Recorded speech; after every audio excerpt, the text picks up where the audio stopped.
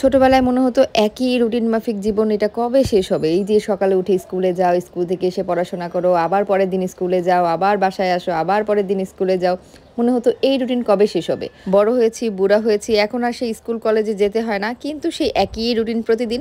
এখন সেই ঘর সংসার সামলাও, সকালবেলা উঠে ঘর ঝাড়া দাও, রান্না-বান্না করো। একই রুটিন প্রতিদিন চলতে থাকে। প্রিয় প্রতিদিন এই সোফাগুলোর মধ্যে খাবার নিয়ে বসবে, সোফাগুলোর অবস্থা খারাপ করে ফেলে। তাও ভালো এখন কাভারগুলা থাকার কারণে কাভারগুলো ধুয়ে ফেললেই ময়লাটা ক্লিন হয়ে যায়। তো এই সোফা কাভারগুলো আমি যেখান থেকে নেই এখান থেকে আবার কিছু পর্দা অর্ডার করে দিয়েছিলাম। এটা হচ্ছে সোফা কাভার সেলার পেজ থেকে। আমার বেডরুমের পর্দাগুলো অনেক দিন হয়ে গিয়েছে। আমার বেডরুমে একদম ডিরেক্ট রোদটা ঢুকে, এত ডিরেক্ট রোদ ঢুকে যে পর্দাটা কিছুদিন পর পর কালারটা নষ্ট হয়ে যায়। পর্দাগুলো আরও ইউজ করতে পারবো, আরও অনেক দিন যাবে। তারপরে আমি এক সেট পর্দা দেখে আমার বেশ পছন্দ হলো, তো এই জন্য নিয়ে নিলাম।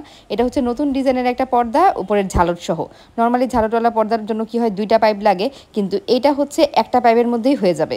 তো এটা দেখে আমার কাছে মনে হলো যে না, নতুন এই সেট পর্দাগুলো নিয়ে নেই।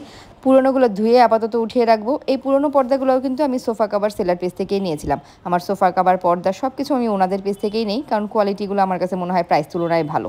এটা হচ্ছে ঝালট সহ নতুন ডিজাইন। এক জানালার জন্য আমি 3 পিস করে নিয়েছি। আগের বার হচ্ছে 4 পিস করে নিয়েছিলাম।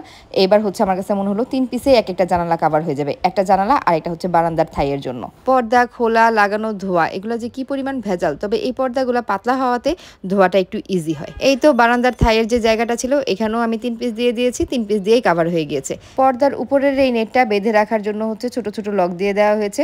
পর্দার উপরের এই নেটগুলো কিন্তু সেট করার পর ঘরটা দেখতে বেশ ভালো লাগে। আগে এই ঝালর সহ পর্দা লাগাতে কত ঝামেলা যে পোহাতে হতো। আমার ড্রয়িং রুমে আগে 3টা সেট ছিল, মানে উপরের ঝালরের জন্য একটা সেট ছিল, ভিতরের পার্টের জন্য একটা সেট ছিল, বাইরের পার্টের জন্য একটা সেট ছিল।